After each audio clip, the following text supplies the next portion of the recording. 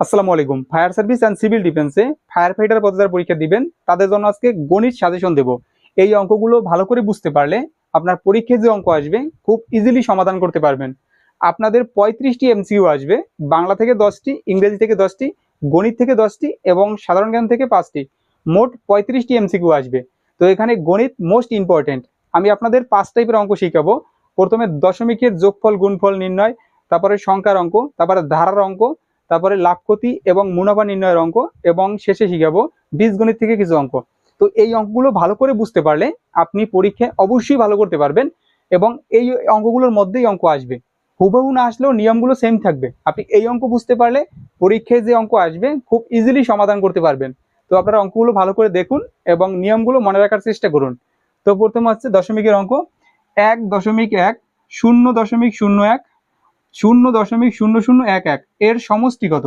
সমষ্টি মানে যোগফল কত এই সংখ্যাগুলোর। তো আমরা যদি নিচে ভাবে সাজাই তাহলে হয় 1.1, তারপরে 0.01, আমরা দশমিকগুলো ঠিক রাখবো, তারপরে 0.0011, আমরা দশমিকগুলো অবশ্যই ঠিক রাখবো, সোজা রাখবো, তাহলে হয় এখানে 1, তারপরে এখানে 1, এখানেও 1 হয়, তারপরে এখানে হবে 1, তারপরে এখানেও হবে 1, কারণ এই 1 শূন্যের সাথে যোগ করলে 1 তো একই হবে। আর এই দশমিকটা হবে এখানে দশমিক, তাহলে কি 1.1111, এটা হবে এটার সমষ্টি। আশা করি বুঝতে পারছেন। তারপরে তারপরে আছে দশমিকের একটি গুণাঙ্ক। তো দশমিকের গুণাঙ্ক আপনারা কিভাবে নির্ণয় করবেন?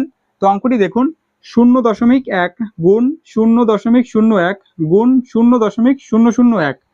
তো দশমিকের গুণফল নির্ণয় করার একটা সহজ নিয়ম হচ্ছে, আপনার দেখতে হবে দশমিকের পরে কয়টি সংখ্যা রয়েছে।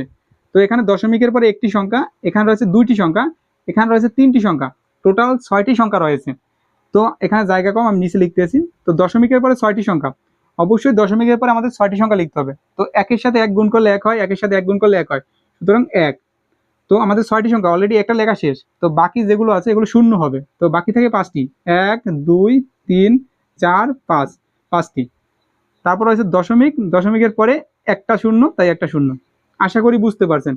মানে এখানে দশমিকের পরে 6টি সংখ্যা, তাই আমরা দশমিকের পরে 6টি সংখ্যা লিখেছি, 1 2 3 4 5 6, 1 সহ 6।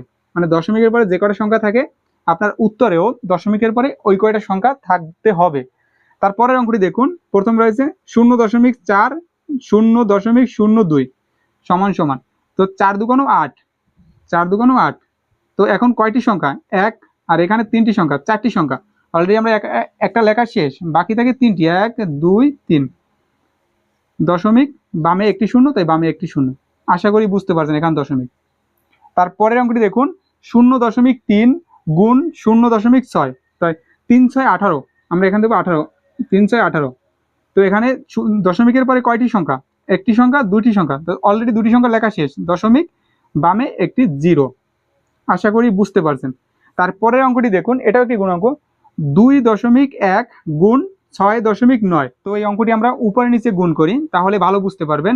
2.1 গুণ 6.9। তো 2.1 গুণ 6.9, তো 9 অক্ষে 9, 9 দুগুণ 18, তারপর একটা শূন্য, তার 6 অক্ষে 6, 6 দুগুণ 12। তারপর যদি আমরা যোগ করি তাহলে হয় 9, 8 আর 6 14, 14 4, হাতে আমাদের 1, 2 এর 1 3, আর 1 4, আর 1, তাহলে হয় 1 4 4 9। তো এখন দেখব দশমিকের পরে কয় সংখ্যা? দশমিকের পরে 1 সংখ্যা, এখানে দশমিকের 1 সংখ্যা, টোটাল 2টি সংখ্যা দশমিকের পরে। সুতরাং দশমিকের পরে আমাদের 2টি সংখ্যা রাখতে হবে। তো উত্তর আসে 1 4.49। আশা করি বুঝতে পারছেন। তো পরবর্তী গুণটি দেখুন, 0.001 গুণ 0.01 গুণ 0.001। তো এই অঙ্কটি আপনারা সমাধান করবেন এবং আমাকে কমেন্টে জানাবেন, দেখি আপনাদের অ্যান্সার সঠিক হয় কিনা। আমি এর পরবর্তীতে ধারার অঙ্ক নিয়ে ভিডিও তৈরি করব, লাভ ক্ষতির অঙ্ক নিয়ে ভিডিও তৈরি করব ধারাবাহিকভাবে। তো আশা করি আমার ভিডিওগুলো দেখলে আপনারা উপকৃত হবেন এবং আপনারা যারা স্পেশাল পিডিএফ সাজেশন নিতে চান তারা আমাদের সাথে যোগাযোগ করবেন। আর যদি কেউ বই নিতে চান আমরা কুরিয়ারের মাধ্যমে বইও পাঠাতে পারবো। তো যাদের প্রয়োজন আমাদের সাথে যোগাযোগ করবেন। তো আজকের ভিডিওটি এ পর্যন্তই, সবাইকে ধন্যবাদ। আসসালামু আলাইকুম।